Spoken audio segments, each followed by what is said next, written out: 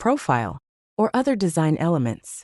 Strong double-die 1986 dimes have sold for upwards of $15,000 in mint state condition. One collector in Michigan discovered a 1986 dime with what's known as a dropped letter error. The B in Liberty appeared to sink below the rest of the text. After authentication by PCGS, one of the leading coin grading services, the piece sold for $12,500. These dropped letter varieties are especially prized because they're both visually striking and extremely rare. Then there's the elusive wrong planchet error. In rare cases, a dime-sized blank intended for another denomination accidentally made its way into the dime pressing.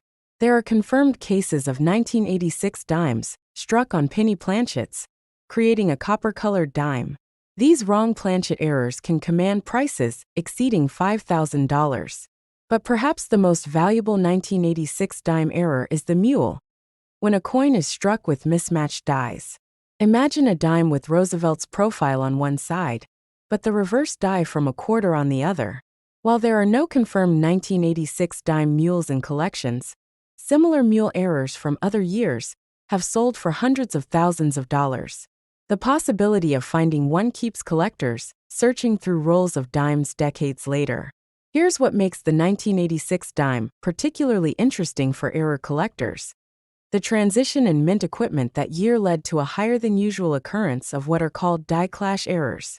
This happens when the obverse and reverse dies strike together, without a planchet between them, leaving ghost images on subsequent coins. Strong die clash marks on 1986 dimes can increase their value tenfold or more. The key to identifying valuable 1986 dime errors lies in careful examination. You'll need at least a 5x magnifying glass, though professional numismatists recommend 10x to 20x magnification. Look for doubling in the lettering, particularly around Liberty, and In God We Trust. Check the mint mark. A strong repunched mint mark can add significant value. Pay special attention to the edges. A perfectly round dime with sharp, even reading is normal. Any deviation, clips, cuts, raised areas of metal at the rim, or missing reading could indicate a valuable error. And don't forget to weigh suspicious coins. A standard 1986 dime should weigh exactly 2.27 grams. Any significant deviation could indicate a wrong planchet error. The condition of the coin plays a crucial role in its value. A mint state error coin will always command a premium over one showing wear. Look for original luster and minimal contact marks. Any sign of cleaning will significantly reduce value, even on error coins. Professional grading is essential for any potentially valuable error coin, as authentication helps prevent fraud and establishes a coin's true market value. Consider the case of Sarah Chun, a collector who started searching through bank rolls of dimes in 2015. After examining thousands of coins, she found a 1986 dime with significant die rotation. The reverse was struck at nearly 180 degrees from its normal orientation. While most die rotations only add minimal value, this extreme example, combined with strong strike doubling, sold for $8,750 at a heritage auction. The market for error coins has grown significantly in recent years, driven by increased interest in numismatics and better documentation of varieties. Online communities and auction sites have made it easier for collectors to buy, sell, and authenticate error coins. This has led to more discoveries and higher prices for the rarest examples. One of the most remarkable aspects of 1986 dime errors is their democratic nature. Unlike some rare coins that were only released in limited numbers or special sets, these errors can theoretically be found in any handful of change. Every week, collectors report new findings from bank rolls, dealer stock, and inherited collections. The hunt for valuable 1986 dime errors has created its own subculture within the numismatic community. Some collectors specialize exclusively in dime errors from the 1980s, studying die characteristics and maintaining databases of known varieties. This specialized knowledge has helped identify previously unknown error types and establish market values for new discoveries. Remember David Thompson's story? In 2019, He purchased a bulk lot of circulated dimes at a local coin show for face value. Among them was a 1986 dime, with what appeared to be a minor strike through error, where something came between the die and planchet during striking. Upon closer examination, the strike-through created a distinctive pattern that matched a known but rare variety.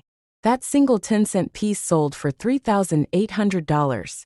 The holy grail for 1986 dime error collectors is the elusive triple strike error. These coins were struck multiple times, with the planchet shifting between strikes, creating a dramatic overlapping effect. Only a handful of authenticated triple strike 1986 dimes are known to exist, with one spectacular example selling for $45,000 in 2017. But even that pales in comparison to the potential value of a theoretical perfect storm error. Imagine a wrong planchet triple strike with strong die doubling and rotation. While no such coin has been confirmed, experts estimate such a piece could easily command six figures or more. This possibility keeps collectors searching through countless rolls of dimes, hoping to make the next great discovery. Every 1986 dime in circulation represents a potential treasure, waiting to be discovered by someone with the knowledge to recognize its true value. The next time you receive change, take a moment to examine those dimes carefully. You might be holding a coin worth thousands of dollars. You just need to know what to look for. A small piece of metal that could change your life forever sits in millions of American homes, possibly even yours. The 1999 Roosevelt dime, a coin that most people wouldn't think twice about, holds secrets that have made some collectors wealthy beyond their wildest dreams. In 2018, James Patterson, a convenience store owner from Ohio, was counting his daily register when something caught his eye, a dime that looked slightly different from the others. That single coin would later sell at auction for $28,000. His story isn't unique. Every year, collectors discover 1,999 dimes worth thousands, and some worth hundreds of thousands of dollars. Today, we're going to uncover exactly what makes these coins so valuable, and more importantly, how you can identify if you're holding one of these precious errors in your hand right now. Stay with me, because the most valuable variations we'll discuss aren't always the most obvious ones.